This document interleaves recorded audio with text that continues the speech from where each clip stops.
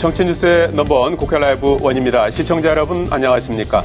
평일 오후 1시 국회에서 일어나는 정치권 소식을 빠르고 생생하게 전해드립니다. 6월 10일 월요일 국회 라이브 원초 순서 시작하겠습니다. 먼저 오늘의 주요 뉴스입니다.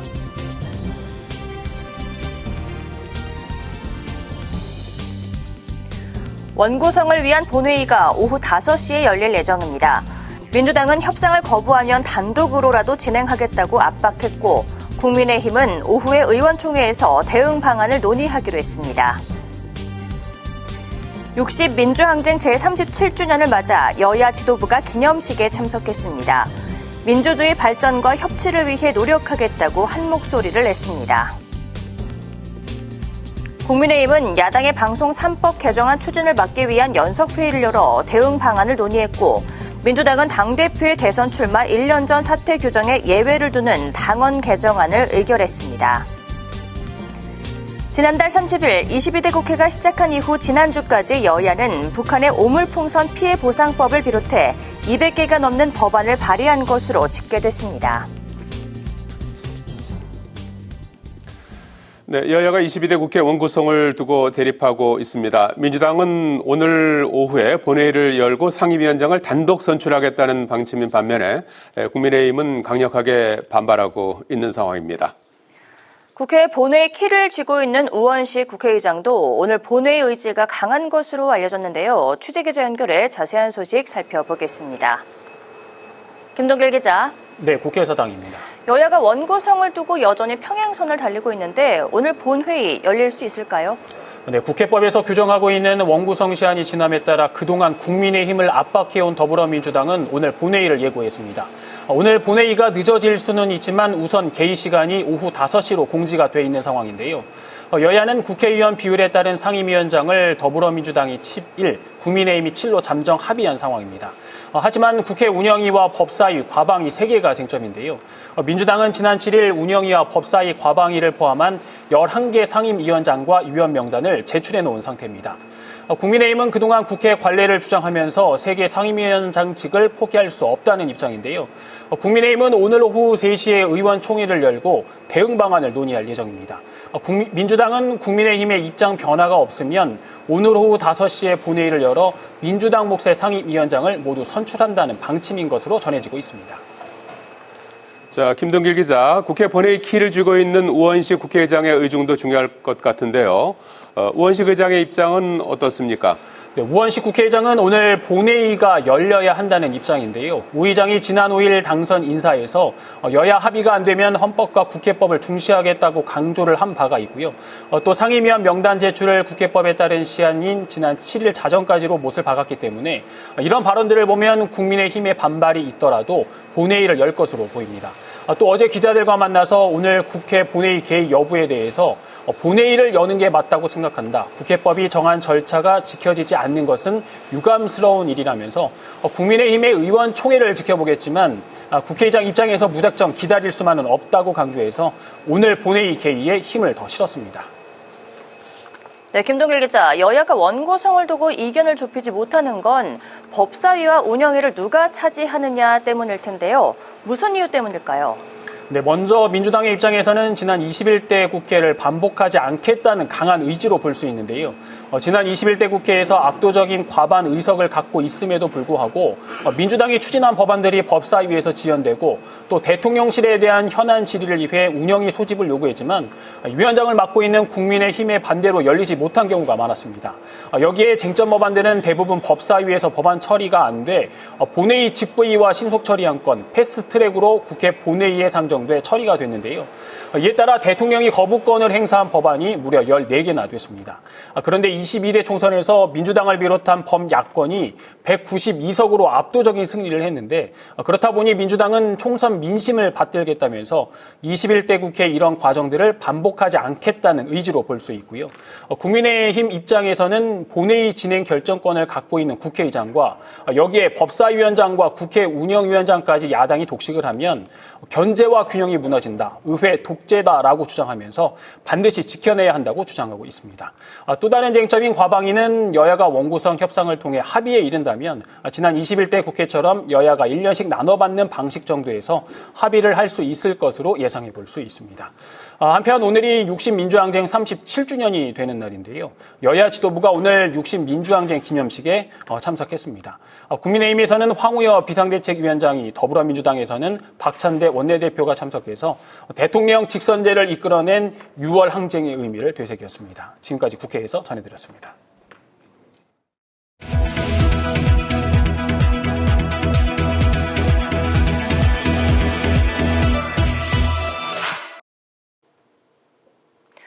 최근 북한이 오물풍선을 살포하면서 차량 유리가 파손되는 등 피해가 속출했습니다. 이에 여야 모두 피해를 보상하는 법안을 발의했는데요. 22대 국회 들어 발의된 법안 가운데 일부를 김지수 기자가 정리했습니다. 22대 국회가 시작된 이후 지난주까지 발의된 법안은 200여 개. 특히 북한이 보낸 오물풍선으로 항공기 이착륙이 지연되고 차량 유리가 깨지는 피해가 속출하자 피해를 정부가 보상해야 한다며 여야 모두 입법에 속도를 냈습니다. 국민들이 재산상의 피해를 보는데 누군가는 그 피해에 대해서 복구 지원에 나서야 되는 것이 아닙니까? 저는 그것이 국가의 책무다 이렇게 생각합니다. 오물풍선 피해 국민에 대해서는 특단의 조치가 필요하다는 의견이 나왔고요.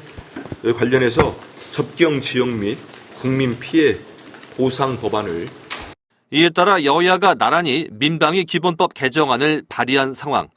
국민의힘은 적의 침투나 도발로 국민이 피해를 입었을 때 정부가 피해를 수습하고 지원하는 조치를, 민주당도 같은 상황에서 주민의 생명과 재산상의 피해를 국가와 지자체가 보상하는 내용을 추가했습니다. 김은혜 국민의힘 의원은 재건축 초과이익 환수제 폐지 법안을 발의했습니다. 초과이익 환수에 따른 재건축 부담금이 주민들에게 부담이 되는 점을 고려해 이를 폐지하는 내용을 담았습니다. 아동수당의 지급 대상과 규모를 확대하는 법안도 발의됐습니다. 전진숙 민주당 의원이 발의한 아동수당법 일부 개정 법률안인데 아동수당 지급 대상을 8세에서 18세로 연장하고 현재 매월 10만 원인 수당을 20만 원으로 확대하는 내용입니다. 한편 22대 국회가 시작되고 발의된 법안은 하루 평균 32.5개로 집계됐습니다. 국회방송 김지수입니다. 국민의힘이 야7당이 재추진하고 있는 방송 3법 개정안 저지를 위한 연석회의를 열고 방송 3법이 언론의 중립성을 침해할 수 있다고 지적했습니다. 박대출 공정언론특위위원장은 방송장악 3법은 민주당과 민노총의 입맛대로 방송사 이사진을 구성할 수 있다며 특정 정파편에 설 수 있는 위험성이 있다고 주장했습니다. 정점식 정책위 의장은 공영방송이 정치 권력과 노조 권력으로부터 자유로워야 한다며 방송을 선전도구로 두기 위해 입법권을 남용하는 민주당의 만행을 저지하겠다고 강조했습니다.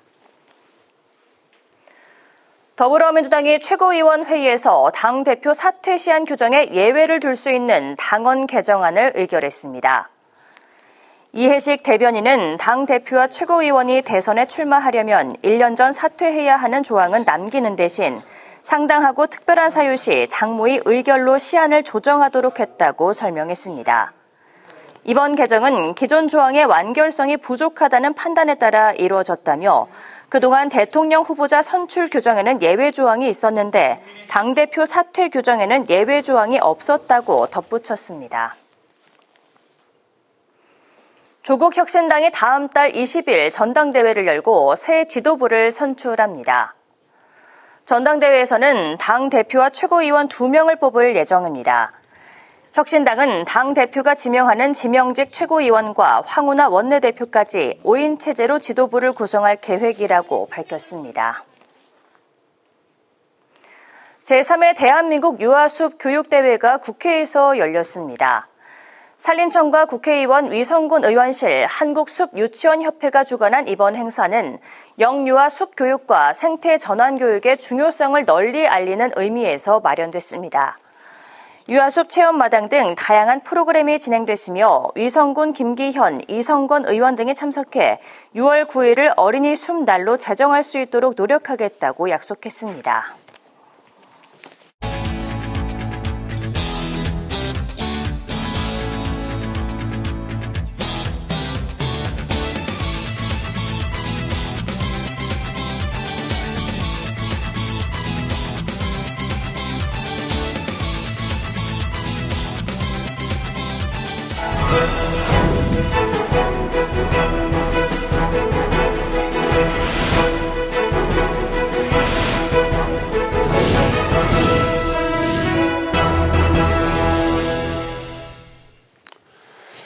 네, 민주당이 오늘 국회 본회의를 열고 법사위와 운영위원장 등을 자당 몫으로 설정한 11개 상임위원장 선출안을 강행하겠다고 요구했습니다. 이에 본회의 보이콧 방침을 세운 국민의힘은 민주당이 상임위원장을 단독 선출할 경우 국회 의사 일정을 전면 거부하는 방안도 검토하고 있는 것으로 전해지고 있는데요. 야당 단독으로 개원한 22대 국회가 주요 상임위원장까지 일방적으로 선출될 가능성이 커지고 있습니다. 정치한수 김태일 전 장한대 총장과 함께합니다. 안녕하십니까? 네, 안녕하세요. 자, 여야 원구성 협상이 계속 평행선을 달리고 있는 그런 상황인데 오늘 5시에 아마 국회 본회의가 소집될 것 같습니다. 네. 예고가 돼 있고요. 그리고 3시에 국민의힘이 의총을 이제 열겠다고 하고 있습니다. 그래서 아마 국민의힘 의총에서 별다른 어떤 진전된 그런 그 협상안이 도출되지 않을 경우에는 아마 5시에 상임위원장 임명을 위한 그 본회의가 열리고 또 표결을 하게 될 것 같습니다. 상임위원장 표결은 과반 출석에 과반 찬성으로 할 수 있으니까 민주당 단독으로 충분히 가능한 그런 상황인데요. 이 시점에서 어떤 해법이 없을까요, 총장님? 글쎄요, 무슨 해법이 뾰족하게 있는 건 아닌 것 같고요. 지금까지 해왔던 그 합의 결정이라고 하는 그 관행이 이제 새로운 어떤 관행으로 바뀌고 있는 상황이 있는 것 같아요. 이제 협의 후에 어떤 합의점에 이르지 못하게 되면 표결 처리하겠다라는 것이 새로운 관행으로 자리 잡고 있는 것 같죠.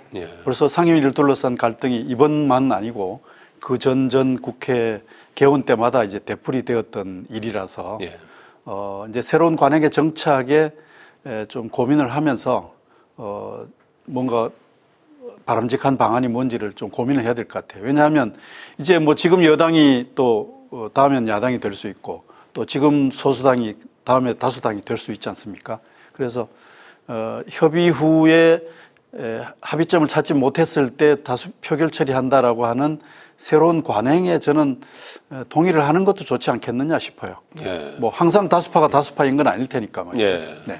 새로운 관행을 이제 만드는 과정이다 이렇게 이제 평가를 해주셨는데 사실 이번에 개원 지난 5일에 개원을 보면 초유란 말이 많이 나왔습니다. 초유의 야당 단독 개원이다.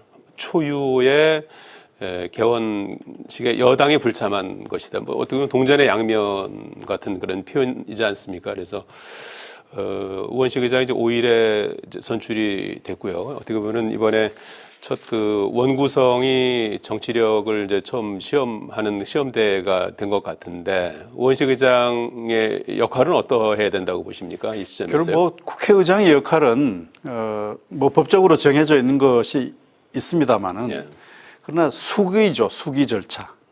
그러니까 다수결 처리라고 하는 것이 민주주의의 기본적 원칙이라고 한다면 그 다수결 처리라고 하는 원칙의 전제와 조건이 필요합니다. 그것이 수기 절차입니다.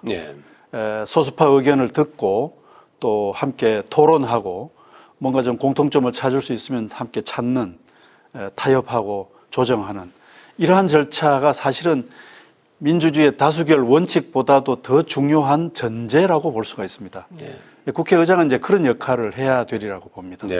국회의장이 단독으로 할 수 있는 일은 제가 보니까 그렇게 많지 않아요. 다 그 권한이 법적으로 주어져 있는 것이긴 한데 그러나 그러한 틀 속에서 민주주의를 좀 꽃 피우려면 수기적 절차를 잘 진행하고 관리하는 그것이 이제 국회의장의 몫이고 그런 부분에 능력을 발휘해 주기를 기대하고 있는 것이죠.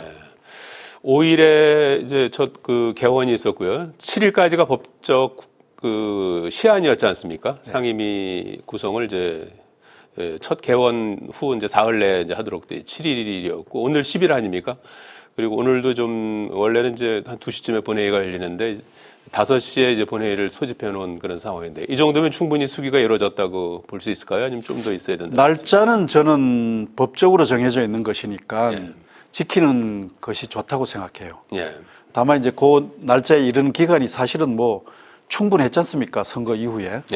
그런데 과연 그 과정에서 얼마나 고민을 많이 나누었는지라고 하는 것에 대한 평가는 국민들의 어떤 정치적 몫이죠. 그러니까 정치적 능력에 대한 평가일 텐데 그것은 아마 현재 국민의힘보다는 민주당에게 더 주어진 그러한 이제 과제가 아닌가 이렇게 생각합니다. 왜냐하면 다수파가 수기적 절차에 대해서 어떤 헌신과 노력을 했느냐라고 하는 것이 국민들이 주목할 점일 테니까 그 점을 좀 국민들도 예의주시하고 있지 않겠나 싶습니다. 수기 절차는 민주당이 좀 더 어떤 노력을 해야 된다. 그렇습니다. 책임이 다수파에게 있는 것이니까요. 이 상황은 어떻게 보십니까? 지난 7일이 이제 그 자정까지 국회의장도 의장실에서 기다렸다는 거 아닙니까? 그래서 상임위원하고 위원장 명단을 제출해 달라고 했는데 민주당이 그 11개 상임위원장 그리고 상임위원 명단을 제출했습니다. 그런데 위원장 면면을 보면 법사위원장의 정청래 의원, 과방위원장의 최민희 의원, 그 이른바 이제 초강경파 의원을 이제 배치를 했고요. 운영위원장 후보로도 박찬대 원내대표를 지명했습니다. 국민의힘은 여기서 선전포고다 이렇게 격앙된 반응을 보이고 있는 그런 상황 아니겠습니까? 이런 흐름에 대해서는 뭐 강대강 뭐 대치다 이런 평가가 나오고 있는데 저는 일단 그 민주당이 그러한 결정을 한 것에 대해서 좀 이해는 갑니다. 21대 국회에서 다수파이면서도 뭘 했느냐라는 추궁을 지지자들로부터 많이 받았지 않습니까? 이제 그런 점을 다시 되풀이하지 않기 위해서는 법사위, 과방위, 뭐 운영위 위원장을 민주당이 차지해야 되겠다라는 데 대한 아주 강렬한 열망이 있을 것으로 보입니다. 그런데 그 결정은 사실은 모든 정치인들이 지기 마련인 강박입니다. 왜냐하면 그 정치학 교과서에 이런 게 있습니다. 가장 나쁜 결정보다 더 나쁜 결정은 아무 결정도 하지 않는 것이다 라는 금언이 있습니다. 그러니까 난 디시전이라는 것이 가장 나쁜 것이거든요. 뭐 그런 점에서 민주당이 21대 국회에서 그 여러 가지 겪었던 그런 어려움과 부담이 저는 이해를 간다고 하는 얘기의 근거입니다. 그래서 말하자면 좀 이른바 강경 입장을 가진 위원장을 아마 내정을 한 것 같은데 그러나 그것이 민주당에게 반드시 좋은 결과를 가져올 것이냐 그것은 저는 지켜봐야 된다고 생각합니다. 왜냐하면 강경한 입장만이 능사는 아니거든요. 양보의 이니셔티브라는 말이 있습니다. 양보하는 것이 지는 것이 아니거든요. 양보의 주도권을 통해서 국민들로부터 신뢰를 받는 것도 대단히 중요한 전략적 포인트입니다. 요 근간의 일입니다마는 이재명 대표가 몇몇 정책에 있어서 국민의힘에게 굉장히 의외적 양보를 하지 않았습니까? 그 25만 원 지급한다는 결정도 보편적 지급에서 선택적으로 가자. 사실은 그 전에 뭐 전혀 양보를 할 수 없다고 고집하던 것이었는데 양보를 함으로써 국민연금도 있었고 그렇습니다. 국민연금도 그렇고 그런 양보의 이니셔티브를 이재명 대표가 보임으로써 지도자로서의 면모에 대해 신뢰를 얻는데 크게 플러스적 요인을 저는 만들었다고 보는 것이죠. 그렇게 본다면 이른바 강경파로 불리는 이 위원장들이 자신들의 위원장 운영을 그냥 일방적으로 강경 일변도로만 가져가지는 않지 않겠나. 또 그렇게 해야만 민주당에게 도움이 되지 않겠나 이렇게 생각합니다. 강경파들이 그냥 강경한 목소리대로 일방주의로 밀고 나간다면 그 결과는 좋지 않을 것일 수 있겠다 싶어요. 그런 걸 아마 염두에 두고 있어야 하지 않겠나 싶습니다. 상임위 운영을 좀 지켜보고 판단해보자 이런 취지 같고요. 오늘 상임위원장 그 11개 만약에 이제 막판에 이제 타결되지 않을 경우에는 이제 그대로 이제 임명이 강행될 것 같은데 그 사이에 또 양보의 이니셔티브가 있을지 또 한번 봐야 될 것 같습니다. 그렇습니다. 예. 일단 저 민주당의 그러한 입장은 이해는 가지만 예. 그러나 그것이 능사는 아니다라는 점이 유념되었으면 좋겠다는 예. 거죠. 자, 지금 그 지난주 금요일에 이화영 전 평화부지사에 대한 1심 선고가 나오지 않았습니까? 이제 뇌물죄도 인정이 됐고 대북송금도 인정이 돼서 9년 6개월의 중형이 선고됐고 재판부는 저 대북송금과 관련해서 이재명 대표의 방북 대가로 보인다. 이렇게 이제 밝히면서 이재명 대표 추가 기소 가능성도 있는 그런 상태 아니겠습니까? 그러자 한동훈 전 비대위원장이 SNS에 이제 그 다음 날 글을 올린 것이 결국 이제 헌법 84조 논쟁에 불을 지핀 셈이 됐습니다. 네. 헌법 84조는 대통령은 재직 중에 내란이나 외환을 빼고는 이제 형사 소추되지 않는다 이렇게 된 부분인데 여기에 대해서 이제 뭐 여러 가지 이제 뭐 법조계 정치권에서 이제 논쟁이 있는 그런 상태 아니겠습니까? 우선은 그 한동훈 전 비대위원장이 이 시점에서 왜 그런 글을 올렸을까요? 지금 한동훈 위원장은 이제 총선 패배 이후에 예. 이제 어떻게 하나 하고 그 행보가 귀추를 이제 모았는데 예. 이제 덕아웃에서 몸을 풀고 있는 것 같죠. 이제 등판하려는 준비하고 예. 몸풀기 하고 있는 것이 아닌가. 이전에 이재명 대표에 대한 그러한 문제 제기도 몸풀기의 일환이겠다 싶어요. 예. 그러니까 총선 패배 책임을 지고 또 당내 지지 기반도 그렇게 두텁지 않은 상황이니까 이재명 대표에게 뭔가 좀 매서운 입장을 견지함으로써 자신들의 어떤 관심을 모으고 또 대외적으로 어떤 능력을 가진 사람이다라고 하는 것을 당내에서 좀 인정받기 위한 이제 그런 언명이 아닌가 이렇게 봅니다. 예. 사실상 뭐 당대표 출마를 위한 몸풀기다. 그렇습니다. 이제 예. 곧 이제 등판하겠죠. 예. 네. 등판할 걸로 보십니까? 네, 저는 그렇게 예. 봅니다. 그 말씀 하신 김에 그러면은 그 총장님께서 보시기에 요 그 논쟁에 대해서 뭐 학자들 간의 의견이 많이 엇갈리더라고요. 대통령도 재판을 받아야 된다. 이제 이런 주장도 있고 무슨 소리냐? 대통령 재임 중에 바쁜데 무슨 재판이냐? 받아서는 안 된다라는 내용이다. 이렇게 좀 엇갈리는 것 같아요. 과연 네. 소추에 과연 그게 이제 재판도 포함한 내용이냐? 뭐 그런 이제 그 논쟁부터 이제 여러 가지 이제 논란이 있는데 총님께서 어떻게 판단하시는지? 저는 그 소추라는 의미에는 예. 체포 조사, 그다음에 재판에 회부하는 이 절차까지 그리고 공소를 유지하는 절차까지가 이제 소추의 범위라고 생각을 하는데요. 예. 그렇게 본다면 그 내란 외환을 제외한 그 나머지 것은 일단 대통령 재임 기간에는 정지된다고 봐야 되겠죠.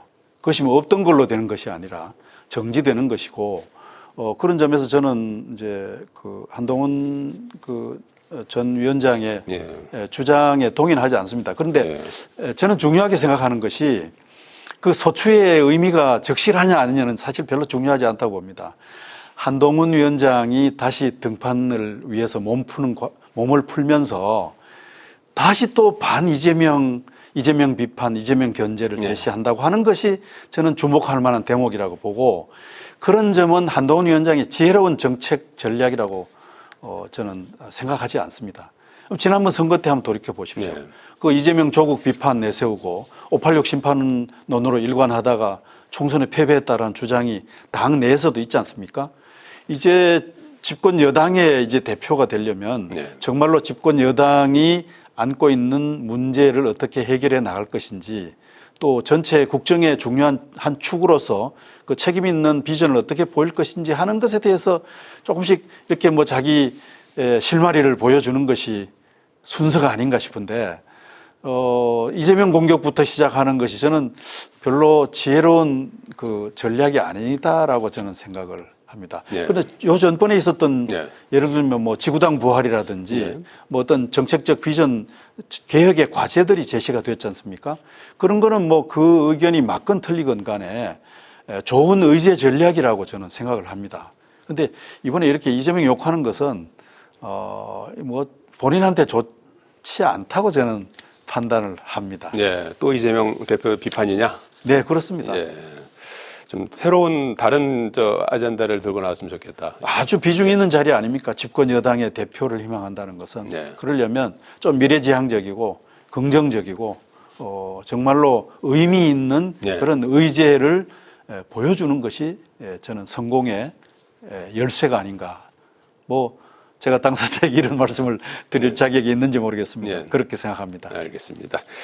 자, 민주당이 오늘 오전에 최고위원회의를 열어서 당원당규 개정안을 의결했습니다. 그동안에 이제 많이 알려졌던 당 대표가 이제 대선에 나갈 경우에 1년 전에 사퇴하는 규정이 있지 않습니까? 이거를 이제 상당한 사유가 있을 때는 당무위원회 의결로 좀 변경할 수 있도록 했습니다. 그래서 상당한 거는 이제 전국 단위의 선거라든지 대통령 거리라든지 대통령 선거 일정이 변경 이렇게 이제 예를 들었던데요. 이 부분은 일각에서 좀 위인 설법이 아니냐, 이재명 대표를 위한 당원 당규 개정 아니냐 이런 비판이 계속 있었던 거거든요. 그래서 이건 어떻게 봐야 될까요? 그런 비판을 받는데 아마 대답하기가 네. 그렇게 흔쾌하지 않을 거라고 저는 생각합니다. 왜냐하면 어떤 이런 예외적 규정을 지금 여러 차례 되풀이하고 있거든요. 그래서 가능하면 예외적 규정을 만들지 않는 것이 좋고요. 네. 그 밖에 다른 여러 가지 방법을 통해서 그 당면하고 있는 문제는 저는 이해가 갑니다. 민주당이 그 정치 일정과 관련해서 그 당대표 임기가 조금 이렇게 편하지 못한 상황에 놓여 있는 것은 사실인데 네. 다른 방법으로 푸는 것이 좋지 않겠나라는 것이 제 개인적인 의견입니다. 좀 학자로서도 그렇습니다. 네. 왜냐하면은 당 내에 그런 좀 역동성을 만들도록 제도가 설계되어 있지 않으면 당의 활기가 점점 떨어집니다. 네.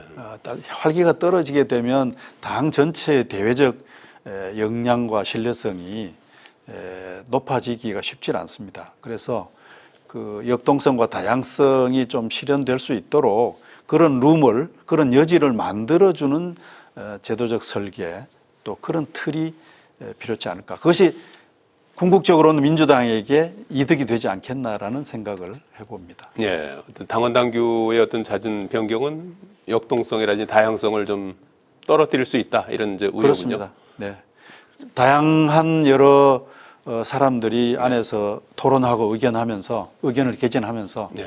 지도자도 성장을 하고 또 가치도 다듬어지는 이런 것이 정치의 기본적인 원리이거든요. 네. 그래서 조금은 꼭 저렇게 해야 될 일인가라는 생각을 가지고 지켜보고 있습니다. 알겠습니다. 국민의힘 말씀도 좀 여쭤봐야 될 것 같은데 7월 전당대회를 앞두고 국민의힘도 당원 당규 개정을 좀 하고 있는데 아마 오늘 결론을 내서 내일쯤 발표한다고 합니다. 지도체제 문제, 이른바 승계형 단일 지도체제라고 하는데요. 네. 이른바 이제 2인 지도체제가 될 것 같습니다. 당 대표를 뽑고 이제 그 다음 이제 득표자에게 이제 부대표 형식을 맡기는 그런 형태를 아마 고민하고 있는 것 같은데 일각에서는 또 비판 여론도 계속 나오고 있고요. 그래서 이 문제를 어떻게 좀 가닥을 잡는 게 좋을까요? 말씀하셨듯이 승계형 단일 지도 체제, 저도 이제 처음 들어보는 개념인데요. 네. 새로 그런 개념을 만들 수는 있습니다. 근데 가만히 들여다봤더니 네. 결국은 단일 지도 체제와 집단 지도 체제를 절충한 것인 것 같아요. 근데 이게 이제 두 제도의 장점만 실현되면 좋은데 이렇게 절충한 모델이 두 제도의 나쁜 점만 나타나게 만들 수 있는 그런 결과가 올 수도 있습니다. 예. 그래서 그것이 과연 국민의힘에게 좋을 것인지 하는 건 생각해 봐야 될 점이 하나 있고요. 예. 두 번째는 이제 이런 논의를 하게 된 그 맥락이 이제 중요한데 결국은 언론에 보도되듯이 한동훈 대표가 될 가능성이 많은 상황에서 뭔가 한 대표를 그 대표가 될 한동훈 위원장을 견제할 수 있는 그런 장치다라고 하는 얘기가 나오고 있습니다. 근데 좋지 않은 것이죠. 그것이 사실이라면. 네. 그러니까 원리 자체도 절충 모델이 나쁜 요소만 드러내게 될 가능성. 그다음에 그러한 것을 궁리하게 되는 그 배경의 건강하지 못함, 이런 것들이 논란을 낳고 있는데 저는 이 논란은 국민의힘에게 바람직하지 않은 것이라 봅니다. 민주당에게 예외적 조항을 자꾸 만들어서 같은 그것이 맥락이군요. 역동성을 약화시키듯이 예. 국민의힘이 지금 이런 식으로 하면 굉장히 아주 난맥에 처할 가능성이 빠질 가능성이 많습니다. 그래서 좀 원칙을 지키고 대의를 찾아서 이렇게 뚜벅뚜벅 가는 것이 국민들에게 신뢰를 만드는 길이라고 저는 생각을 합니다. 예. 뭐 오늘 최종 결론을 낸다고 하니까요. 한번 지켜보기로 하겠습니다. 여기까지 듣겠습니다. 고맙습니다. 네. 예, 정치 한수 김태일 전 장안대 총장과 함께했습니다. 시청해주신 여러분 고맙습니다.